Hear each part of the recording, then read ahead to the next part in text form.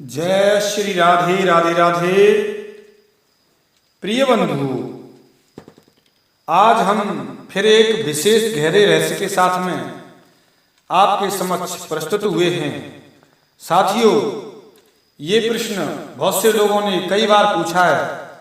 आज मेरा विचार आया कि इस प्रश्न को मैं लोगों के समक्ष क्लैरिफिकेशन के साथ प्रस्तुत करता हूं। ये बड़ा ही जबरदस्त प्रश्न है कि कैकेयी को 2 वरदान मिलने का क्या रहस्य था। कैकेयी को कलंक क्यों लगा, तथा कैकेयी का जो युद्ध के समय पर रथ में धुरा जो टूट गया था, उसके स्थान पर हाथ लगाया था, क्या कारण था। साथियों, ऐसे 3 प्रश्न हैं। इन 3 प्रश्नों को मैं आपके समक्ष प्रस्तुत करने जा रहा हूं। किस तरीके से, कैसे कैसे, क्या रहस्य था, कैकेयी ने धुर के स्थान पर अपना हाथ क्यों लगाया, क्या रहस्य था, उसका हाथ वज्र का कैसे हो गया, उसे कैसे पता चला, इतनी बड़ी वीरता कैसे आई, और 2 वरदान का क्या रहस्य है, तथा कैकेयी को कलंक क्यों लगा। साथियों, इस गहरे रहस्य को आपके समक्ष प्रस्तुत करने जा रहा हूं मैं। और साथियों, मैं तो ये कहूंगा नहीं कि चैनल को लाइक सब्सक्राइब शेयर करें, ये आपकी इच्छा है और बड़ा प्रेम इसने दिया है। चलिए साथियों, बात को मैं शुरू करता हूं न समय गवाते हुए। बात तो बहुत कुछ कहना चाहता हूं, लेकिन वो बहुत ज्यादा लंबी हो जाएगी और संक्षिप्त में ही और एक प्रमाण के साथ में एक ईमानदारी की बात कहने वाला दुनिया का एकमात्र चैनल ये आपका ही है। साथियों, हम कभी भी किसी भी लोभ से या किसी तरीके से किसी बात को तोड़ मरोड़ कर या सुनी सुनाई नहीं कहते। हम शास्त्रोक्त कहते हैं। कोई भी विद्वान पूछ सकता है, बात कर सकता है। उसके लिए मैं कॉपी कोड, दिव्य ग्रंथ कॉपी कोड के शिक्ष का 129। चलिए साथियों, कथा यहां से शुरुआत होती है। साथियों, एक समय की बात है, देवासुर संग्राम में, देवता और दानवों के संग्राम में आपस में बड़ा भारी युद्ध हुआ था और युद्ध चल रहा था। उस समय देवता बड़ा कठिन पड़ रहा था जीतना देवताओं का। तो उस समय आकाशवाणी हुई कि जिसके पक्ष में अयोध्यापति राजा दशरथ होंगे, उसी पक्ष की विजय होगी, वही पक्ष जीतेगा। ऐसा सुनकर पवनदेव ने, वायुदेव ने जाकर शीघ्र ही सब लोगों से चर्चा की। वही ऐसा ऐसा आकाशवाणी ने कहा है। तो पवनदेव जाकर और निवेदन करने लगे सबसे, और उनकी बात सबने मान ली। और पवनदेव जी ने राजा दशरथ जी से के पास जाकर युद्ध में सम्मिलित होने की अनुमति मांगी और निवेदन किया कि आप राजा हैं, आप जिस पक्ष में रहेंगे विजय श्री उसी को मिलेगी। आपसे निवेदन है, संसार के कल्याण हेतु और धर्म के हेतु आप देवताओं के पक्ष से युद्ध करें, आपकी बड़ी कृपा होगी। ऐसी विनती, स्तुति, निवेदन सुनकर राजा दशरथ जी ने कहा, ठीक है, हम तैयार हैं और आपके पक्ष से युद्ध करेंगे। और राजा दशरथ जी वहां जाकर दानवों से घोर भयंकर युद्ध करने लगे।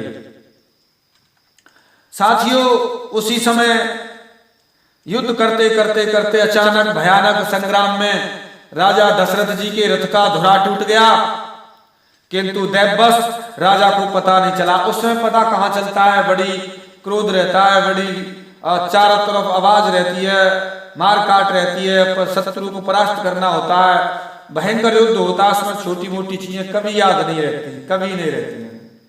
ऐसा धुरा टूट गया राजा दशरथ जी के रथ का, और राजा दशरथ जी को पता नहीं चला। और उसी समय राजा दशरथ जी के पास बैठी हुई उनकी पत्नी रानी कैकेयी जी संग्राम का यह कौतुक देख रही थी। उन्होंने सहसा रण में अपने रथ का धुरा टूटते देख लिया था, तत्काल उन्होंने विजय लाभ के लिए अपने बाएं हाथ को धुरे के स्थान पर लगा दिया। कितनी बड़ी फुर्ती की, कितनी बड़ी वीरता दिखाई, कितना बड़ा पराक्रम दिखाया।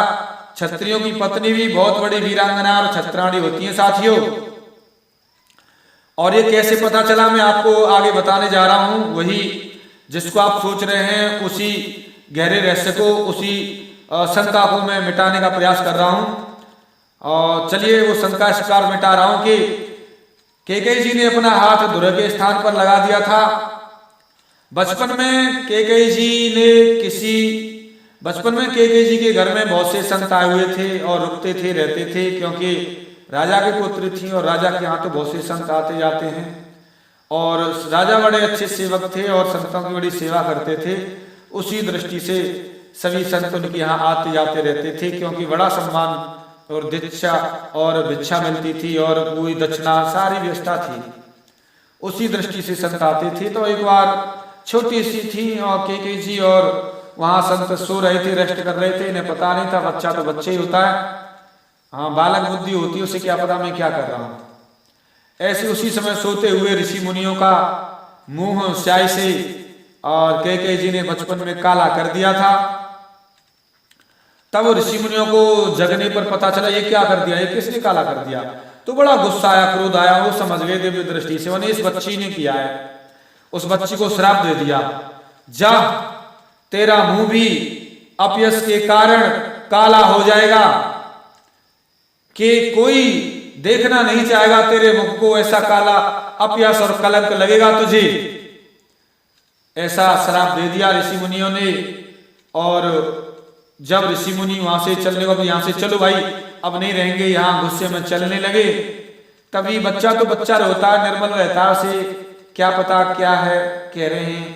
तभी वहां से चले, ऋषि मुनि चलने लगे। तभी कैकेयी जी ने आकर भक्ति पूर्वक सम्मान सहित, छोटा तो बच्चा ही था, और अपने बाएं हाथ से उन संत ऋषि मुनियों का दंड कमंडल उठाकर उन्हें दे दिया। लीजिए महाराज, ये आपका दंड है, ये कमंडल है। बोले अरे बच्ची तो बहुत ही अच्छी है, बड़ा अच्छी सेवा कर रही है, बड़े अच्छी बोल रही है। तो बड़े पिघल गए। संत हृदय नवनीत समाना, संत बड़े जल्दी पिघल जाते हैं साथियों। कोई छोटी सी सेवा करके तो देखे, उसे आनंद कर देते हैं, मंगल कर देते हैं।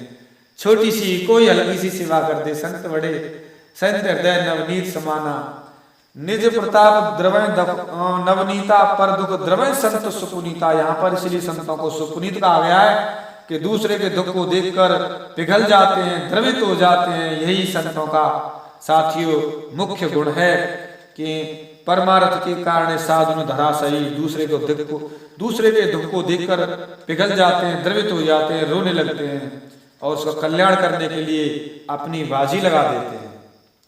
तो ऐसे दंड कमंडल जब दिया कैकेयी जी ने उन ऋषि मुनियों को, और ऐसी सेवा से प्रसन्न हो गए ऋषि मुनि और कहा जा, फिर वरदान दिया। देखो साथियों, तब तो श्राप दिया था, अब वरदान दे रहे हैं। क्या है, देखो थोड़ी सी सेवा का प्रताप देखिए। जा कैकेयी, तेरा बायां हाथ समय पड़ने पर वज्र जैसा कठोर हो जाएगा। तेरा बायां हाथ समय पड़ने पर वज्र जैसा कठोर हो जाएगा, ऐसा वरदान दिया। और किसी तरह घायल न होगा, तेरा बायां हाथ वज्र की तरह कठोर हो जाएगा और किसी तरह घायल नहीं होगा, ऐसा वरदान दिया कैकेयी जी को साथियों। कैकेयी जी ने उस वर का स्मरण करके वो समझ गई कि इस समय मेरा बायां हाथ वज्र की तरह कठोर हो गया है, अब इसे किसी तरह से कोई भी काट नहीं सकता, कोई बाण कोई शक्ति से काम नहीं कर रही है, मैं समझ गई। और इस समय धुरा भी टूट गया है। जाकर धुरा टूटते ही तुरंत ही अपना बायां हाथ अंदर घुसेड़ दिया धुरा के स्थान पर, और रथ ज्यों की त्यों बना रहा, रथ ऐसे की तरह खड़ा रहा, गिरा नहीं। और युद्ध होता रहा और युद्ध में शत्रुओं को परास्त कर दिया राजा दशरथ जी ने। और जब करने के बाद में जब धनुष रखा, तब देखा रानी का आगे देखा तो ध्रुव के स्थान पर रानी ने हाथ लगाया हुआ। उसकी वीरांगना की ऐसी पराक्रम देखकर, ऐसी वीरता देखकर राजा दशरथ को रुका नहीं गया। धन्य ऐसी वीरता, धन्य ऐसा पराक्रम।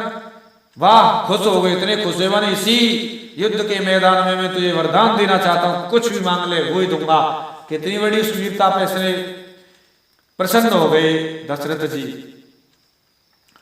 तो दशरथ जी प्रसन्न हो गए तो कहा वरदान मांग लो। तब कैकेयी जी ने कहा महाराज इस समय वरदान का समय नहीं है, युद्ध का समय है, मैं इनको जब जरूरत पड़ेगी मांग लूंगी, आप इनको अपने पास रखिए धरोहर के रूप में, जब जरूरत पड़ेगी तो मैं मांग लूंगी। ऐसा करके वो वरदान धरोहर के रूप में राजा दशरथ जी के पास में रहे थे। साथियों, मैंने ये आपके समक्ष ये बताया कि वो युद्ध था, कौन सा युद्ध था जिसमें कैकेयी जी गई थी युद्ध में, एक ये प्रश्न, और एक ये बताया कि कैकेयी जी का जो हाथ वज्र की तरह कैसे हो गया, और एक ये कि कैकेयी को कलंक ये क्यों लगा राम को वनवास देने का। ये सारा रहस्य साथियों मैंने खोलने का प्रयास किया है। फिर भी कोई शंका हो तो जरूर कोई विद्वान कमेंट आदि कर सकते हैं और मैं शास्त्रों के अनुसार प्रमाणित उत्तर दूंगा। साथियों, मैंने ये आपके समक्ष गहरा रहस्य प्रस्तुत किया और इसी क्रम में आगे भी मैं गहरे रहस्य को ही ज्यादातर लाता रहता हूं और प्रस्तुत करता रहता हूं, और फिर मैं आपके समक्ष आगे प्रस्तुत होता हूं एक विशेष गहरे रहस्य के साथ में। तब तक के लिए साथियों मिलता हूं मैं। जय जय श्री राधे, राधे राधे, जय श्री राधे।